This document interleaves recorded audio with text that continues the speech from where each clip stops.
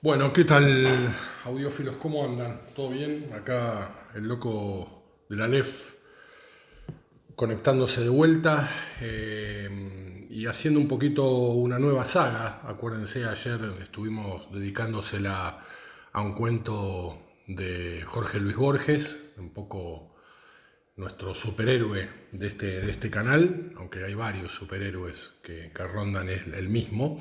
Pero bueno, ayer con un cuento en donde, como ya les conté ayer, Borges adelantaba el fenómeno del bullying casi 100 años antes de que lo empezaran a tratar en los medios de comunicación y seguramente en algún congreso psicopedagógico y psicológico de Mar del Plata, de Wisconsin o de Pinamar. Pero bueno, hoy voy a tocar dos temas y obviamente, me voy a apoyar en él, en su sapiencia, en su sabiduría, para tocar dos temas que formaron a Inglaterra y a Gran Bretaña en sí como una nación, que fueron básicamente las invasiones vikingas, por ahí no tanto la influencia romana, que fue, digamos que en cierta manera muchas cosas todavía, principalmente la toponimia, Roma sigue existiendo en la historia inglesa. Los ingleses no tiran nada, y menos su historia, ¿no? Es decir, y topográficamente hay varios lugares que siguen haciendo referencia a Roma. Londres era Londinium, es decir, su capital era Londinium. Bath, que es baños en castellano. Bueno, no sé cómo será en latín la palabra baños, pero creo que debe ser bastante similar. En inglés es Bath, y si uno va ahí a Bath, es una ciudad muy linda, que obviamente ahí estaban los famosos lugares donde los romanos tomaban sus baños, ¿no? Es decir, donde estaban las piletas de agua tibia, agua caliente, agua fría, las termas, ¿no? Una especie de termas, y se le identificaba como Bath. Debía tener otro nombre el pueblo, pero la verdad que no recuerdo en este momento. Y varias palabras que pasaron obviamente del latín al inglés antiguo, y del inglés antiguo a ese inglés moderno, que es la mezcla entre el francés traído por los normandos en el 1066, a partir de la conquista de Guillermo Duque de Normandía, y obviamente el inglés que hablaban los sajones, ¿no? Tanto anglos, sajones como jutos, mejor dicho, fueron las tres tribus germánicas que invadieron Gran Bretaña prácticamente al momento que ya los romanos se iban retirando. Acuérdense que una vez que fallece Trajano y llega al poder su sobrino Adriano, que digamos, eran romanos, pero habían nacido en la provincia de España, es decir, lo que era la Ibérica en aquella época, en un pueblo que se llamaba Itálica, que estaba muy cerca de lo que es Sevilla ahora. Yo no sé si eso será un pueblo o serán los Andurreales de Sevilla, y ese fue un pueblo una población que mandó a construir Escipión el Africano para sus veteranos que habían peleado en España contra las tropas cartaginesas, ¿no? Del hermano de Aníbal, de Asdrúbal Gijón, bueno, lo que fue básicamente las segundas guerras púnicas luego de Canas, ¿no? Es decir, cuando pueden terminar de echar a los púnicos, a los cartagineses de España, ¿no? Con la conquista de Cartago, mejor dicho, de Cartagena, o de Nova Cartago, como le decían los romanos, Cardahash para los púnicos. Después un par de batallas más que sucedieron, que bueno, hicieron que los púnicos se retiraran de esa zona. Y entonces el amigo Escipión el Africano decide crear un campamento que después se transforma en una ciudad, para que sus legionarios, sus veteranos, puedan vivir como ciudadanos romanos con todos sus derechos y obligaciones, en paz, en tranquilidad, como una colonia romana, y posteriormente, bueno, obviamente ir ensanchando los dominios romanos sobre Iberia, hasta que la conquista final por parte de Augusto y de Agripa. Pero no era este el caso que venía a hablar yo. Es decir, ¿por qué hablo de Adriano? Porque, bueno, Adriano había nacido en Itálica, junto con, obviamente, la misma ciudad que lo había hecho Trajano. Adriano era más joven, obviamente, y hereda el trono imperial cuando muere Trajano, para mí el mejor emperador romano de todos los tiempos, junto con Marco Aurelio. Adriano lo que hizo fue, si Trajano fue un gran expansor el último gran expansor del Imperio Romano, Adriano, que posiblemente era un tipo que los temas militares le traían bastante al pairo, lo que decidió fue crear los limens, es decir, bueno, hasta acá llegó el Imperio Romano, de acá no nos movemos, y si nos movemos es porque tenemos amplias oportunidades de vencer. Si la resistencia es muy fuerte, nos quedamos, nos atrincheramos, nos guarecemos, nos reforzamos y acá nos quedamos. Eso pasó en Gran Bretaña con la famosa muro de Adriano, y también en el límite de lo que sería el río Danubio, mandó a destruir un puente que había mandado a construir Trajano por su arquitecto insigne, que era Polodoro de Damasco, que era el mismo que le había diseñado el hipogeo al Teatro Flavio, ¿no? Pero por orden de Domiciano, ¿no? De uno de los anteriores emperadores romanos. Posteriormente hubo más acciones en Gran Bretaña por parte de los romanos, hubo una nueva posición que se llamaba el Muro Antonino, que también fue mandado por un emperador romano, pero bueno, no tenía la capacidad, la potencia defensiva que sí que tenía la muralla de Adriano, que soportó bastante. Pero bueno, llegado un momento, los romanos vieron que, bueno, obviamente esta isla no garpaba demasiado, las cosas se estaban poniendo complicadas en el continente, y decidieron muchachos, le agradecemos a Julio César, a todo lo agrícola, a todos los muchachos que vinieron a dar la vida, a pelear acá, a conquistar estas tierras. Julio César llegó ahí para tratar de terminar con la amenaza gala en el continente europeo, porque ellos sabían que desde Gran Bretaña les llegaba a los galos una gran cantidad de alijos de equipo y también de personal para la pelea, para la guerra de las Galias, que bueno, que después finalizan con la batalla de Alesia, y de ahí comienza la conquista de Inglaterra, la conquista de Gran Bretaña por parte o la conquista digamos la conquista de Inglaterra y de Gales y Escocia, ¿no? Bueno, a Gales prácticamente no llegaron, muy poco, llegaron obviamente totalmente a Inglaterra y lo que son las Lowlands, como se conocen las Lowlands escocesas. Prácticamente a las tierras altas no se metieron los romanos y mucho menos se metieron en Irlanda. Entonces, convengamos que más allá de la historia que han dejado los romanos en Inglaterra, como vuelvo a repetir, ellos no desechan absolutamente nada, todo les sirve y está muy bien que sea así, por eso son una gran nación y han sido un gran imperio, y hay que sacarse el sombrero, más allá que a uno no le guste o que sea medio anti-inglés. Pero yo creo que hay dos momentos que marcaron la vida de Inglaterra y que la siguen marcando hasta el día de hoy, que fue primeramente el primer ataque, es decir, lo que fueron las invasiones nórdicas, ¿no? Digamos, si tenemos que poner a los vikingos como a los nórdicos, a los varegos, ¿no? A la gente del norte, como una gran nación, que no lo eran, pero digamos que estaba conformado por varios países. Esos países iban desde Suecia, pasaban por Finlandia, iban por Noruega, por Dinamarca, por Islandia, y seguramente me estoy olvidando de algunos, y Dinamarca, ¿no? Creo que lo dije, bueno, no me acuerdo.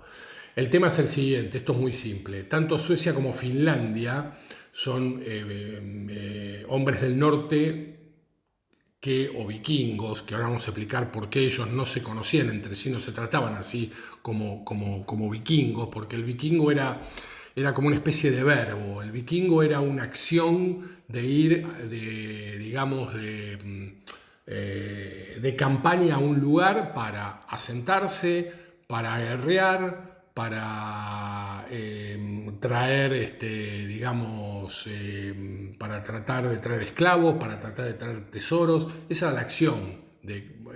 Un día escuché un historiador que hablaba de el verbo vikinguear, ¿no? Es decir, ellos se trataban, no sé, como hombres del norte, debían tratarse como se podía tratar cualquier persona, pero digamos, no se reconocían a sí mismos como vikingos, ¿no? Quizás por ahí como varegos, tal vez. Varegos le decían los griegos, ¿no? Pero digamos que, pongámosle que ellos se trataban entre ellos como varegos, ¿no? Digamos, pongámosle un nombre, pero no como vikingos. Vikingos era una acción, ¿no? Es la de ahora somos vikingos porque vamos a esta tierra a ver qué onda, a ver si podemos a ampliar una colonia o podemos, no sé, traernos un par de esclavos para que nos ayuden en las tareas del hogar, o para, no sé, o por ahí juntar un poco de oro porque necesito plata porque estoy jodido de metálico, lo que sea. Entonces, bueno, en Inglaterra, en el Loco Aleph vamos a tocar dos temas principales. Uno es lo que es el primer evento, según la crónica anglosajona, que es un libro, digamos, escrito por diferentes monjes cristianos, católicos en aquella época, ingleses. Hubo tanto ingleses, después también está la crónica irlandesa, ¿no? Con el Lebor Gabála y todo eso, pero eso es más un tema irlandés. Estamos hablando de la crónica anglosajona, son los monjes de Inglaterra que iban escribiendo sobre la historia de ese país, ¿no? Entonces se remontaban a la época de los romanos y venían escribiendo. Eso lo hacían en los monasterios porque era donde se practicaba la lectura, la escritura, la iluminación de los libros, los dibujos, ¿no? El que vio, por ejemplo, el nombre de la rosa, la película, se va a dar cuenta y cómo los tipos escribían e iluminaban. Había lo que llamaba iluminadores que con diferentes tipos de pigmentos le daban realismo al color y a las figuras con las que embellecían los libros, ¿no? Y en el día 8 de junio del año 793 después de Cristo, en la abadía de Lindisfarne es un sector en el condado de York. York es el condado más al norte de Inglaterra, está limitando ya con Escocia, con las Lowlands. Desembarcó vikingos, ¿no? Es decir, varegos en actitud de vikinguear, digamos, y obviamente paganos, eran una gente que no creían en el cristianismo, no estaban cristianizados, es decir, tenían una religión muy especial. Creían en un dios que se llamaba Odín, que para los germanos continentales era Wotan. Era una religión de guerreros, en donde el espíritu guerrero, el espíritu del honor guerrero y morir en combate con un arma en la mano te daba la salvación eterna, como por ejemplo para los cristianos ser un buen tipo nos da la salvación para poder ir al cielo. Bueno, lo mismo más o menos le parecía a los vikingos, pero de forma mucho más violenta, digamos. Por eso los que morían en combate o estaban tratando o se estaban muriendo pedían por favor que les dieran una espada para agarrarse a esa espada o agarrarse a la mano de un guerrero y que ese guerrero es como que le saliera de testigo ante las valquirias, ¿no? Y ante los cuervos de Odín, porque Odín era tuerto. Entonces mandaba a los vikingos a los cuervos a mirar los campos de batalla, a ver cómo se comportaban los hombres. Entonces, si las valquirias y estos bichos, estos cuervos, veían de que ese guerrero había muerto con virtud, había muerto con honor, automáticamente entraba lo que era el Valhalla, ¿no?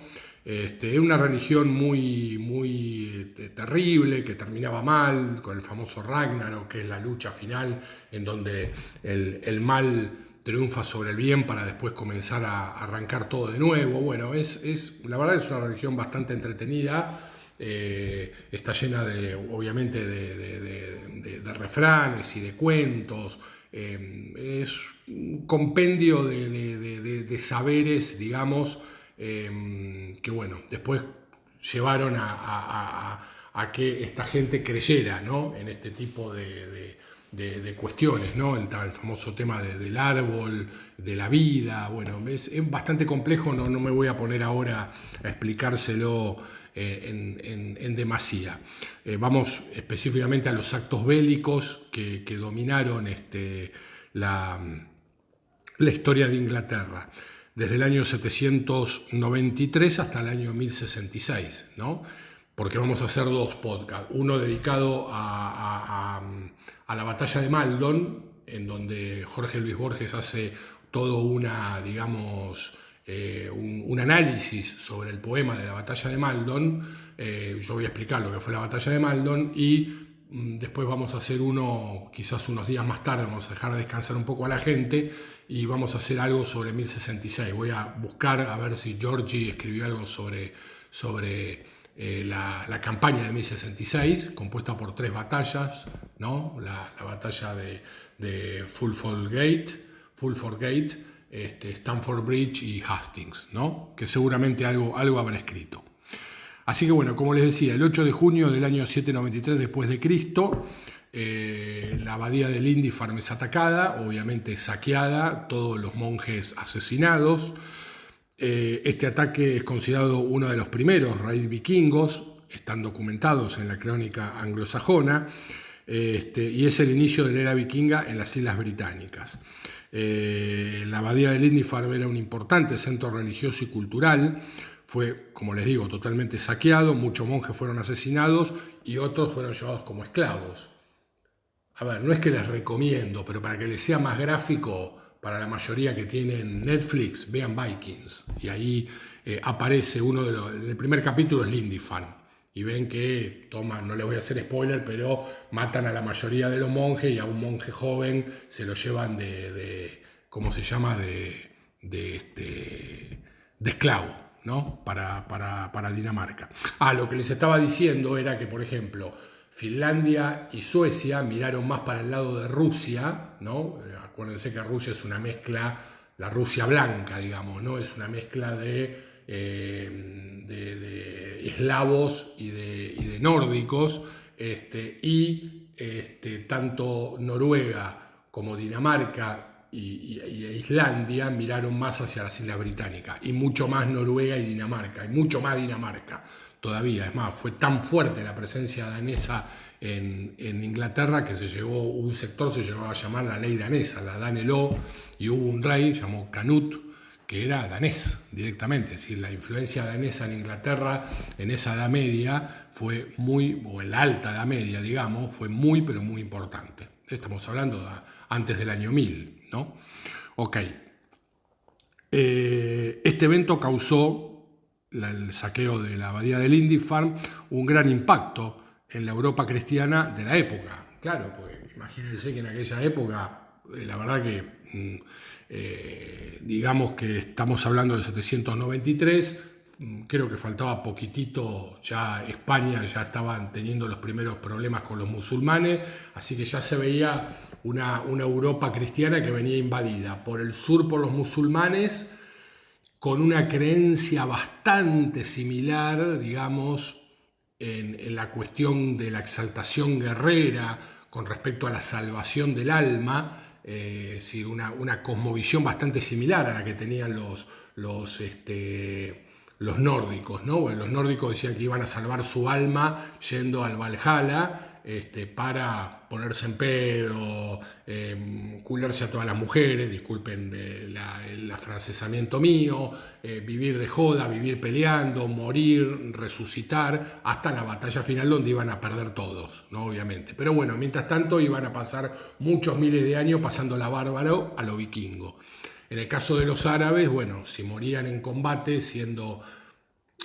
Lo que pasa es que en el lado árabe vos podías ser una persona piadosa y igualmente te iba a tocar digamos, el paraíso, que es un paraíso más parecido al paraíso, a una idea del paraíso cristiano, pero si morías en combate como un mártir, digamos que ibas a tener mucho más premios, como en las famosas, el acompañamiento de las, no sé como cuántas cantidades de doncellas vírgenes y todas esas historias raras que cuentan. Por eso hay tantos trapudos volando por el aire.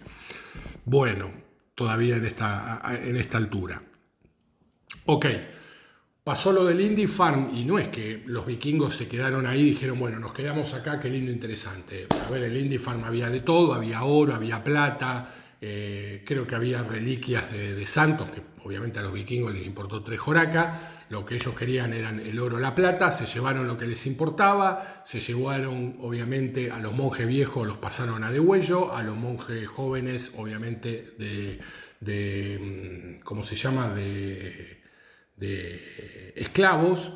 Creo que hubo un altercado en la playa en donde lo que se llama el Alterman, ahora lo van a escuchar. El Alterman era como una especie de conde, de jefe de milicias de la zona para los sajones. Acuérdense que en aquella época reinaban los sajones, no estaban los normandos.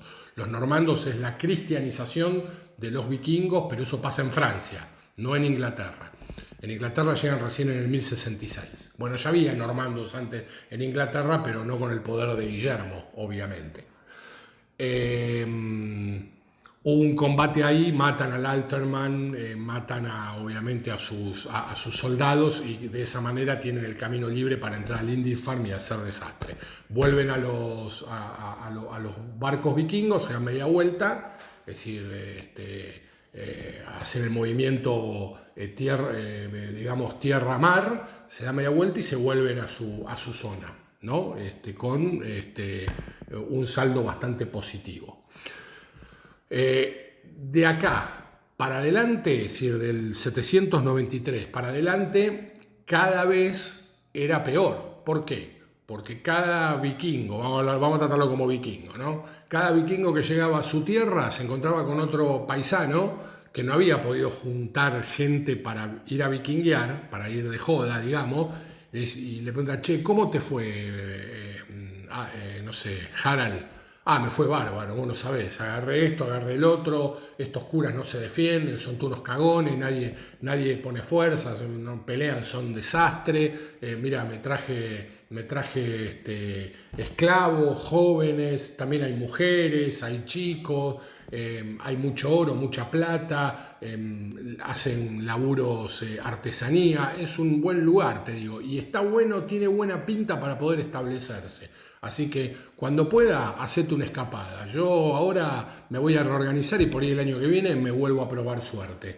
Y así empezó a correrse la bola, ¿no? Digamos, y empezaron las expediciones. Cada vez peor, cada vez peor, cada vez peor, hasta que en un momento Inglaterra estaba lleno de vikingos y todos los años había invasiones por todos lados, ¿no? Hasta que, bueno, en su momento aparece en ese momento Inglaterra estaba dominado por una heptarquía, eran 7 reinos sajones, no me pidan que se los diga de memoria ahora porque no me lo voy a acordar, pero el más importante era Wessex, y uno de los reyes más importantes fue Alfredo el Grande, fue rey de Wessex, y fue el que verdaderamente le dio batalla y los derrotó. Los pudo derrotar en algún momento a los vikingos, después los vikingos lo derrotaron a él, y después se tomó revancha nuevamente. Alfredo el Grande, digamos que es el gran reflotador de la cultura clásica en Inglaterra. Es decir, todos los manuscritos, todos los trabajos que se habían hecho, que venían de Roma, que venían de Grecia, que venían de Alejandría, que por ahí terminaban en Inglaterra porque lo llevaban los legados romanos, lo llevaban los gobernadores o lo llevaban los senadores o gente que iba y venía de Roma a las islas. Había un intercambio cultural y muchas cosas. Bueno, cuando llega la era oscura, como se la conoce, todo eso quedó tirado por ahí. Y Alfredo el Grande fue el que empezó a preocuparse, si, che, ¿qué hay que hacer con esto? Esto vale oro. Entonces había tratados Había tratados de todo tipo, de medicina, de arquitectura, estaba el Strategicón, que era el gran tratado militar de la época. Había de todo para empezar a recivilizar un poco una sociedad que, digamos, que vivía a su modo, que a su modo estaba todo bien, pero ahora que se tenía que enfrentar con una civilización muy violenta y que venía a conquistarlos, y aparte de conquistarlos, además de la conquista cultural, también había una capacidad que tenían los vikingos de adaptarse a la cultura local. No era que, a ver, no era una cultura que venía a arrasar y que decía, bueno, a partir de ahora no se habla más inglés, se tiene que hablar danés o vikingo, o nórdico, lo que sea. Es decir, ellos se iban adaptando como mismo le pasó a los normandos. Es decir, los normandos eran gente muy práctica y el rey de Francia le dijo, mire muchachos, si dejan de molestar acá en Francia, yo les doy territorio en una zona que se llama Normandía, en el norte, muy cerca de las islas británicas, si ustedes se convierten al cristianismo. Entonces no hubo ningún problema. Rollo dijo, listo, yo me convierto al cristianismo junto con todos mis adláteres, todos mis muchachos, nos convertimos al cristianismo, seguimos siendo los mismos hooligans de siempre, los mismos barra brava de siempre, pero bueno, ahora somos cristianos y se convirtieron en cristianos en serio, porque los que crean, como dice Ken Follett, los famosos pilares de la tierra, es decir, esas catedrales inmensas, usted por ejemplo ve en el Mont Saint-Michel, está bien, eso está del lado de Normandía, del lado de Francia, pues todas las grandes catedrales y las grandes abadías que tuvo Inglaterra fueron construidas por normandos, es decir, se la tomaron en serio la religión, aunque seguían siendo unos grandes HDP, ¿no? Se peleaban entre ellos, bueno, gente bastante complicada en ese sentido. Entonces, bueno, como le decía, hubo un montón de situaciones que se presentaron en donde había batallas, en donde por ahí había comunidades que se juntaban porque había vikingos que se quedaban a vivir ahí, entonces empezaban a comerciar y el comercio une a la gente, entonces empezaban a cazar vikingos con sajonas o sajones con vikingas, empezaban a tener matrimonios, mixtos, y la cosa se iba mixturando en algunas partes, era como que en algunos lugares la cosa estaba mucho más tranquila que en otras, en términos generales, ¿no? Pero hubo momentos en donde la cuestión se puso picante en serio. Una época en donde, por ejemplo, venía Harald, ¿no? Y decía, bueno, a ver, se presentaba al conde de la zona, al Altermant, y le decía, bueno, mire, para que yo no lo moleste más, yo necesito que usted me dé, no sé, 10 kilos de oro por año. Estoy tirando una cifra, ¿no? Entonces, el conde decía, bueno, está bien, son 10 kilos de oro por año, está bien, no hay ningún problema, yo se los doy y con eso usted no me molesta. Quédese tranquilo, yo a tal fecha vengo a buscar el cofre con los 10 kilos de oro y usted hasta el año que viene no me ve más. Son 10 kilos por año. Bueno, bárbaro, ok, perfecto. El tipo juntaba los 10 kilos de oro, cuando venía el tipo se lo daba, se iba, todo tranquilo. Al año siguiente volvía y le decía, no, mire, cambió, hay inflación, ahora son 15. Y lo más lindo que no era que lo hacía Harold solamente, sino que lo hacía Peter, lo hacía Olaf. Entonces por ahí ese mismo tipo tenía que bancar a 3 o 4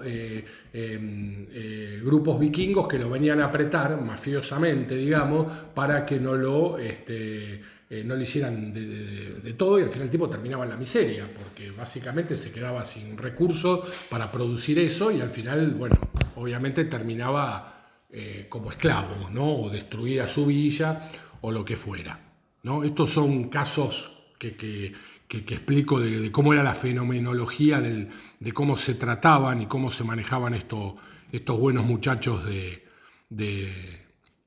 Dinamarca y de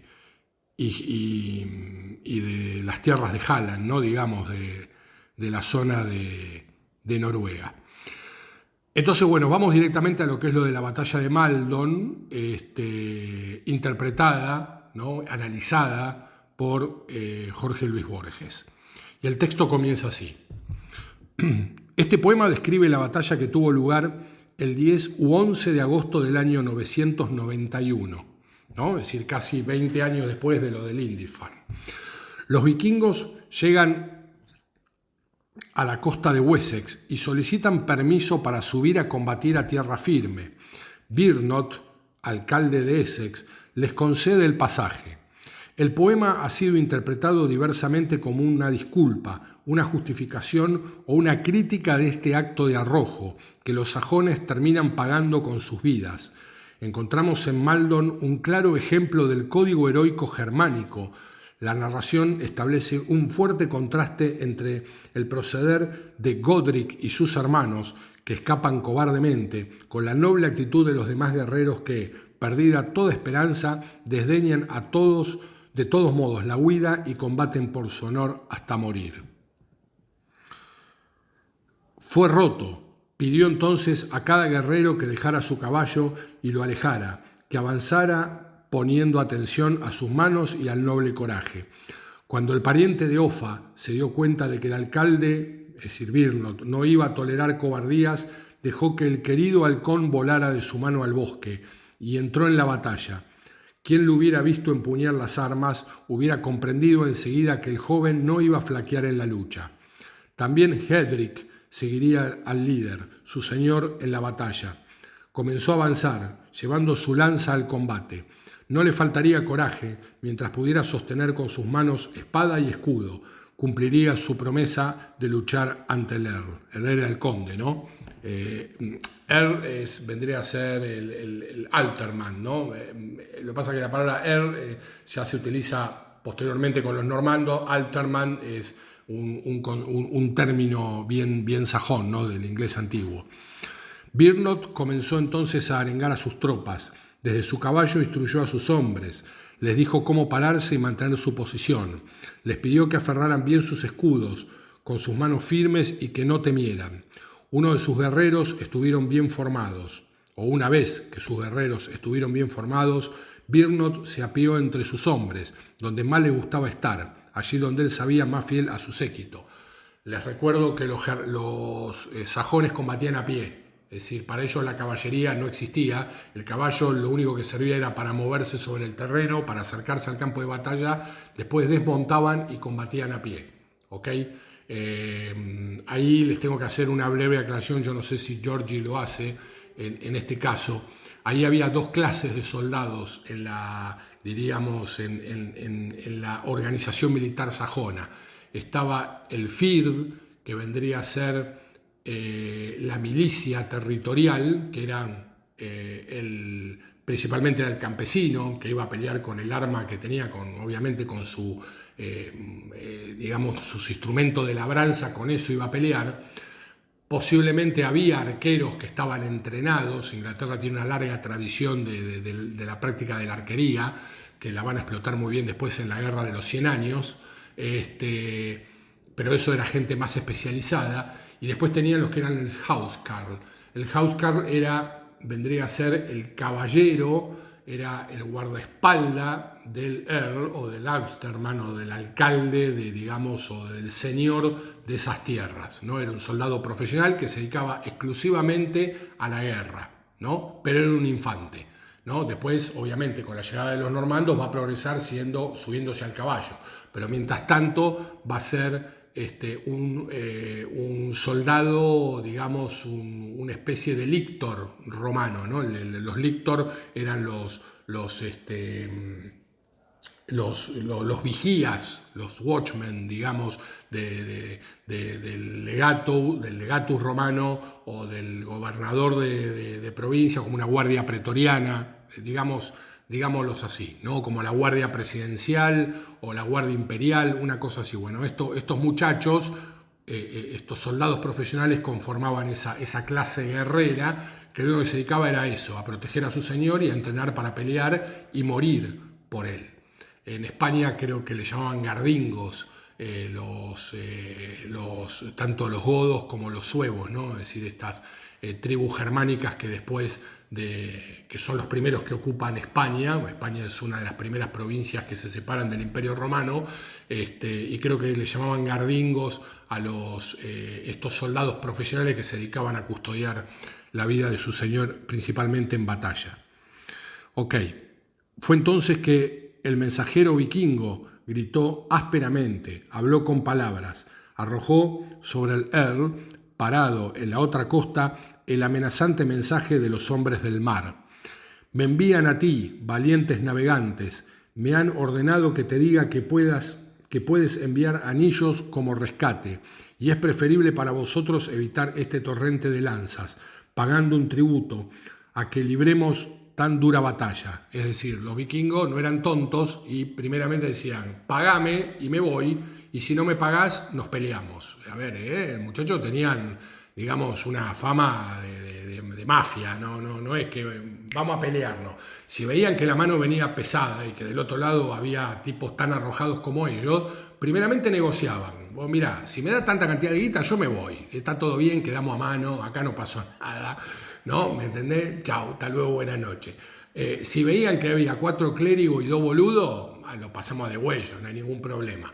Ahora, si los que estaban enfrente eran tan pesados como ellos, pero tampoco querían entregarles nada valioso, ahí sí venía la pelea, ¿no? Bien, pero todavía están pensando ustedes, pero ¿qué tiene de gusto esto de la batalla de Maldon? ¿Qué es lo glorioso? Bueno, vamos a ver si por ahí en algún momento George lo explica, si no lo termino de explicar yo. Ok, entonces el hombre del norte, del mar del norte, dice, pagando un tributo a que libremos tan dura batalla. No hay razón para que nos destruyamos mutuamente si sois lo suficientemente ricos. Vean cómo los compraba, o trataba de comprarlos.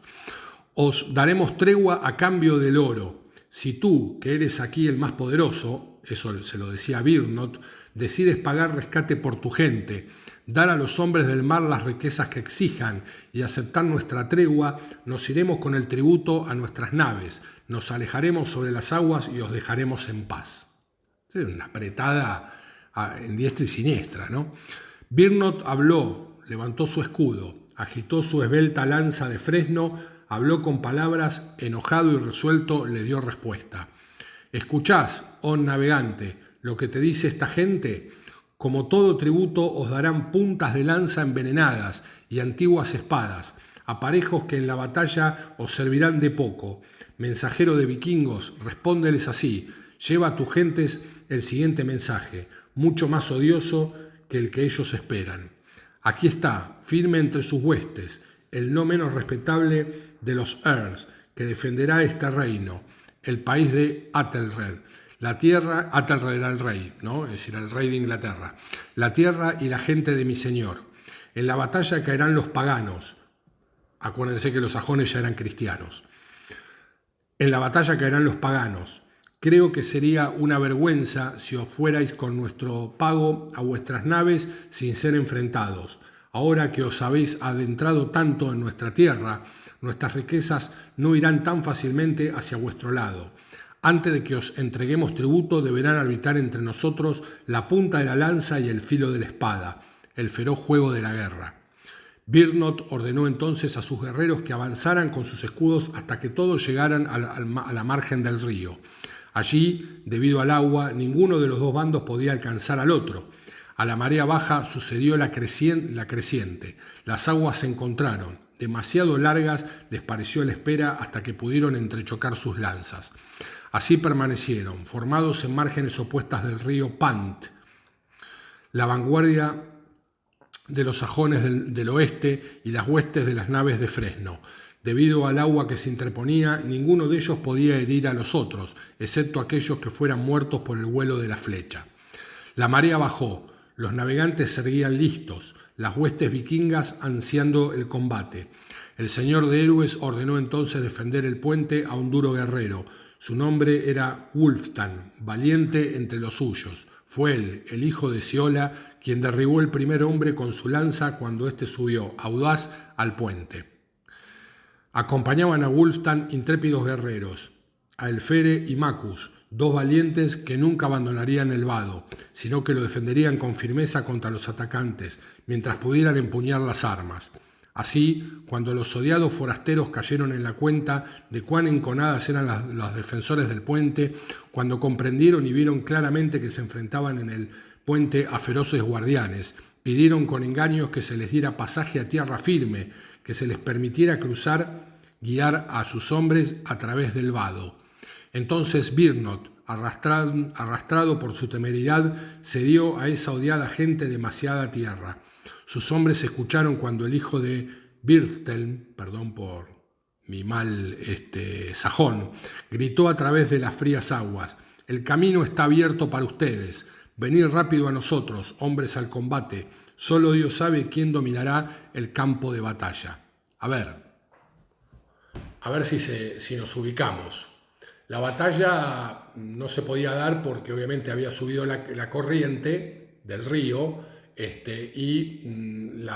como el choque era muro de escudos contra muro de escudos, no se podían hacer daño porque había una distancia prudencial, digamos, a no ser los que obviamente en el intercambio de flechas eran alcanzados, siendo muertos o heridos. El problema fue que cuando bajó el agua había un puente, entonces por ese puente se quisieron mandar los vikingos, que fueron rechazados una y otra vez por la defensa de los sajones.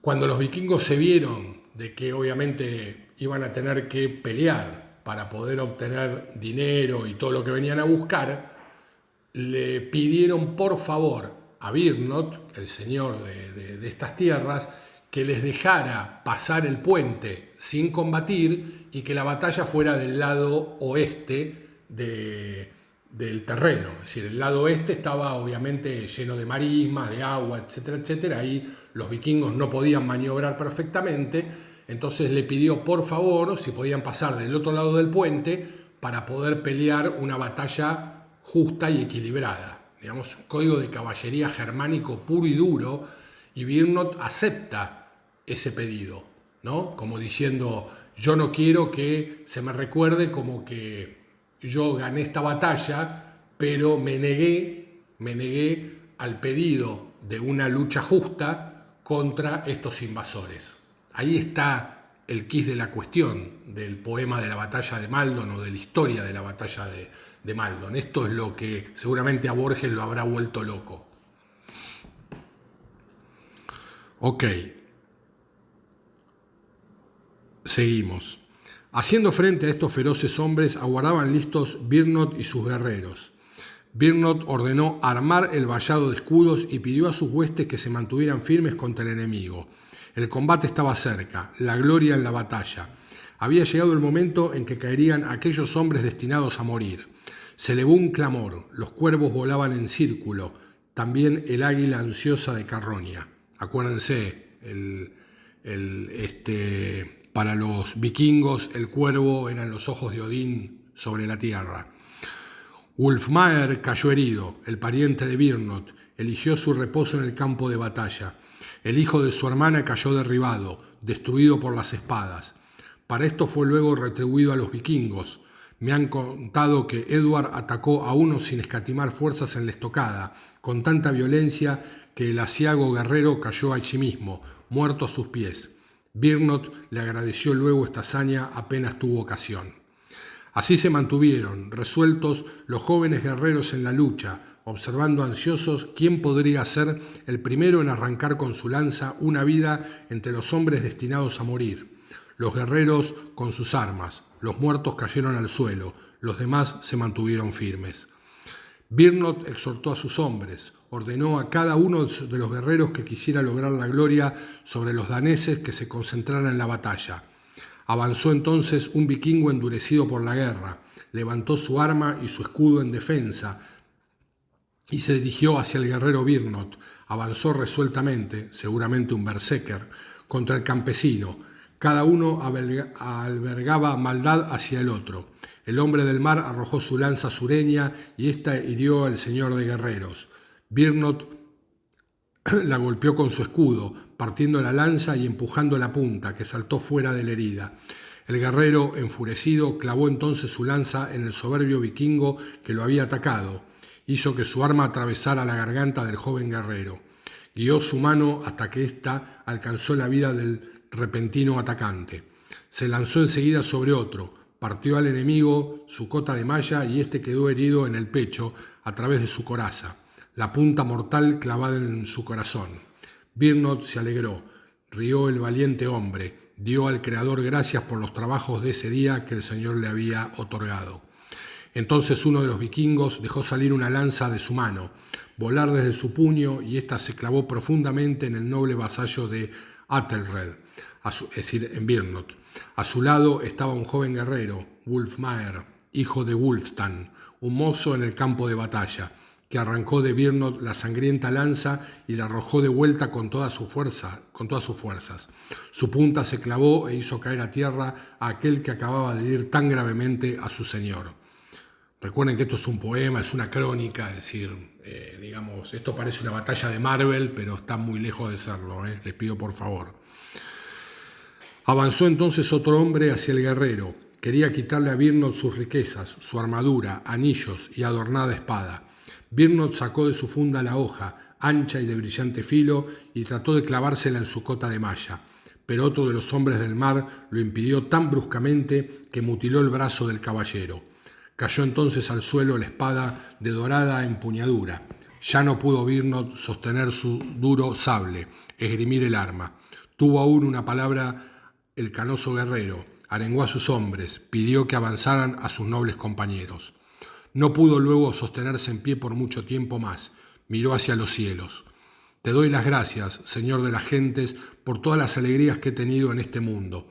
Ahora tengo, piadoso Creador, la más grande necesidad de que otorgues bendición a mi espíritu, que mi alma pueda viajar hacia ti, hacia tus dominios, Señor de los ángeles, partir en paz. Te suplico que no permitas que la humillen los enemigos infernales. Allí lo mataron los hombres paganos y también a los dos guerreros que estaban a su lado, Aelfnot y Wulfmaer. Ambos entregaron su vida y yacieron junto a su señor. Seguramente debían ser housecarls. Fue entonces que escaparon de la batalla los que no querían estar allí. Fueron los hijos de Oda los primeros en huir. Godric escapó del combate y dejó atrás al generoso Birnot, que le había regalado a menudo más de un corcel. Montó el caballo que había pertenecido a su señor, sobre esa montura a la que no tenía derecho, y sus dos hermanos con él. Ambos escaparon, Godwin y Godwig. Bueno, los nombres eran generalmente parecidos, no eran muy imaginativos estos sajones. No pensaron en la batalla, sino que escaparon de la lucha y buscaron el bosque. Huyeron a ese refugio y salvaron sus vidas, y también muchos más hombres escaparon que los que hubieran sido apropiados, si todos ellos hubieran recordado los favores que Birnot les había concedido para beneficiarlos. Así había advertido Offa a Birnot ese mismo día, en el lugar de la asamblea en la que había invocado a una reunión, que muchos de los que habían hablado con valor no resistirían luego ante el peligro. El líder de las tropas, el guerrero de Athelred, yacía allí derribado. Todo su séquito pudo ver que su señor yacía muerto. Los orgullosos guerreros, los hombres intrépidos, regresaron entonces a la lucha. Se apuraron anhelantes, pues querían una de estas dos cosas, dejar allí la vida o vengar a su querido señor. Así habló Aelwine, hijo de Aelfric, un guerrero joven en inviernos. Los arengó con palabras, habló con valor. Recuerdo los discursos que a menudo pronunciamos sobre el hidromiel, las promesas hechas sobre el banco por los héroes en la sala acerca de la dura batalla. Ahora sabremos quién es en verdad valiente. Quiero hacer saber a todos mi alta ascendencia, que yo era en Mercia, Mercia era uno de los estados de los reinos, mejor dicho, de la heptarquía sajona, de gran linaje. Mi abuelo era Enhelm, un noble sabio y próspero. No tendrán que reclamarme los guerreros de esta tierra que yo haya querido abandonar este ejército para buscar mi suelo, ahora que mi señor yace derribado en la batalla. Mi pena es la más grande. Él era a la vez mi pariente y mi señor. Entonces avanzó la furia y volvió a él y alcanzó a uno con la punta de su lanza. Al navegante entre su gente lo derribó con su arma, comenzó luego a arengar a amigos, camaradas y compañeros para que avanzaran. Después habló Offa, agitó su lanza de madera de fresno. Bien por ti, Aelwine, que has hecho recordar lo desesperado de la situación a cada guerrero. Ahora que nuestro Señor ha caído, el guerrero sobre la tierra, necesitamos que cada uno exhorte al otro a la batalla, mientras pueda blandir y sostener su arma, dura hoja, lanza y buena espada. A todos nos ha traicionado el cobarde hijo de Oda. Pensaron de ello muchos hombres, cuando él cabalgó sobre el caballo, sobre ese soberbio corcel que se trataba de nuestro Señor, y por ello quedamos dispersos por el campo de batalla, y el muro de escudos se hizo añicos. Maldito sea su proceder que hizo huir a tantos hombres. Leof-Sunu habló y levantó su escudo. Respondió al guerrero: esto yo prometo, que desde aquí no retrocederé ni un paso, sino que seguiré avanzando. Vengaré a mi señor en la lucha. No deberán reclamarme con palabras los firmes héroes de Sturmere, que haya partido yo a mi hogar, huido de la batalla, ahora que mi señor ha muerto, sino que me tomarán las armas, la lanza o el hierro. Avanzó resuelto y desdeñó la huida. Entonces habló Dunere, agitó su lanza, un simple hombre libre, exclamó sobre todos, pidió que cada guerrero vengara a Birnot. No puede retroceder aquel que quiera vengar al Señor de las gentes, ni preocuparse por su propia vida. Comenzaron entonces las mesnadas a pelear duramente. Las mesnadas vendrían a ser los peones de infantería, ¿no? Se les llama mesnada en aquella época, por lo menos en el español, ¿no? Feroces portadores de las lanzas, y pidieron a Dios lograr la venganza de su Señor, poder causar gran daño a sus enemigos. El rehén los ayudó animoso. Su nombre era Aexfert, el hijo de Ecgflag, y era en Northumbria de bravo linaje. No retrocedió nunca en el juego de la guerra, sino que lanzó flechas con frecuencia, alcanzando a veces un escudo, lacerando a veces a un hombre e hiriendo guerreros una y otra vez mientras pudo sostener su arma. Edward, el Largo, estaba entonces todavía en la vanguardia, listo y ansioso. Alardeó que no cedería ni un pie de tierra, que no retrocedería en absoluto, ahora que su señor yacía muerto. Rompió el muro de escudos y luchó contra los guerreros. Infligió a los hombres de mar una venganza digna de su señor hasta que yació entre los caídos. Así también hizo Aetheric, noble compañero, embravecido y ansioso de avanzar. Luchó con denuedo.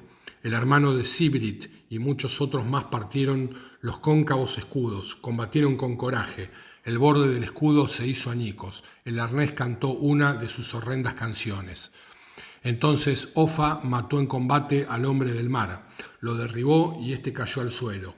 Pero luego el pariente de Gada buscó también la tierra, cayó bruscamente, derribado en la lucha. Ya había llevado a cabo, sin embargo, aquello que le habían ordenado su señor. Así había prometido él a su dador de anillos que ambos regresarían juntos al pueblo, ilesos a su hogar, o caerían luchando, morirían por sus heridas en el campo de batalla. Yació entonces noblemente al lado de su señor.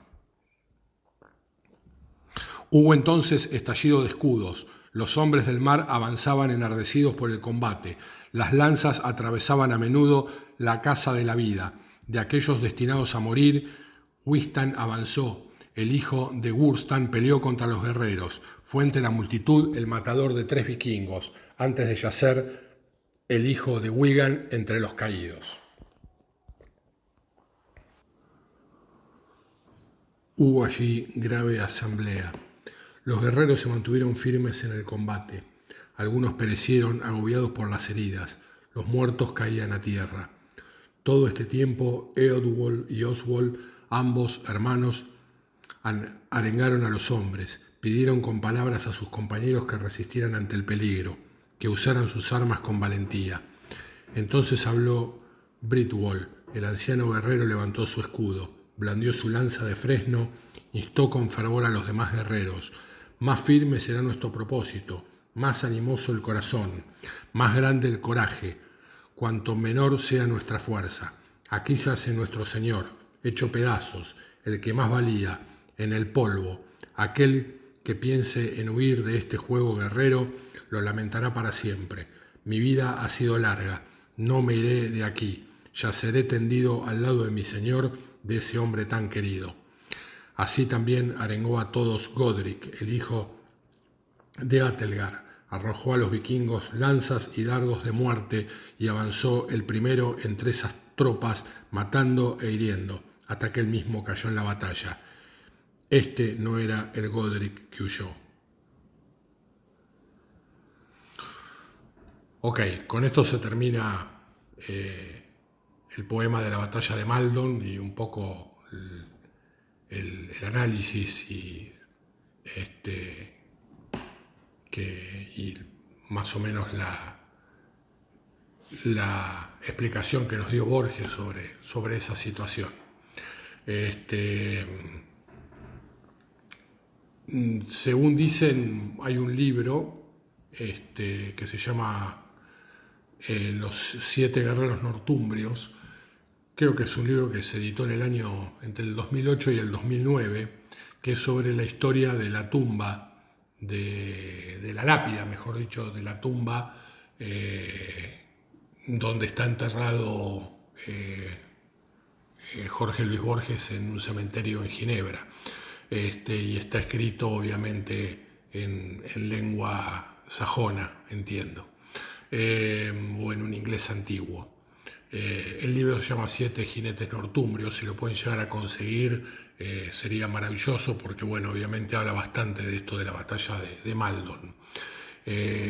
A ver, yo me pongo a imaginar y qué es lo que seguramente resaltó la atención de Borges. Primeramente el hecho heroico de tener en ventaja táctica y estratégica a un rival y desechar esa táctica, esa ventaja táctica y estratégica en pos del valor, ¿no? y de darle las mismas posibilidades al enemigo para poder batirlo sin ningún tipo de excusa, ¿no? Y sin que nadie venga a decirle absolutamente nada. Algo que obviamente que en los manuales guerreros está absolutamente prohibido. Es decir, lo que hay que lograr es la astucia y no tanto digamos, el fervor caballeresco. Y fíjense ustedes que todos estos personajes, que generalmente eran todos housecarls o señores o jefes de mesnadas de Zephyr que combatió ahí en Maldon, en vez de regañar o de insultar a su señor sobre la actitud que había tomado de haber dejado avanzar a los vikingos hacia tierra firme para poder pelear mano a mano, lo que hacían era se deshacían en elogios en la valentía y en la actitud que había tomado ese hombre de pelear mano a mano contra ese infame invasor, que encima antes de pelear le había pedido una coima, que si era retribuida seguramente hubieran dado la vuelta y se hubieran retirado, porque dentro de la crónica anglosajona también está documentado muchas batallas en donde el ejército sajón resultó victorioso. Yo ya lo había adelantado con Alfredo el Grande, que en muchas ocasiones habían derrotado a expediciones vikingas o ejércitos vikingos que los habían directamente o vueltos al territorio que tenían ocupado, ¿no? Y que estaban puestos en un territorio en Inglaterra y querían invadir otro, y al haber una batalla habían vuelto a su territorio preocupado, o si no directamente subirse a sus barcos y retirarse nuevamente a los lugares desde donde habían venido. Así que bueno, eso es el famoso poema de la batalla de Maldon, y un poco estructurado y explicado para que se entienda y se comprendiera por Jorge Luis Borges. Espero que les haya gustado, y la próxima cita, el próximo podcast va a ser el omega de esta historia. Esto fue el alfa. Entre lo poquito que yo expliqué del Indy Farm y lo de la batalla de Maldon, y el omega va a ser obviamente la campaña de 1066, en donde el dominio normando, es decir, vikingos convertidos en cristianos, vuelven ya definitivamente a Inglaterra para conquistarla y obviamente no irse jamás. Agur.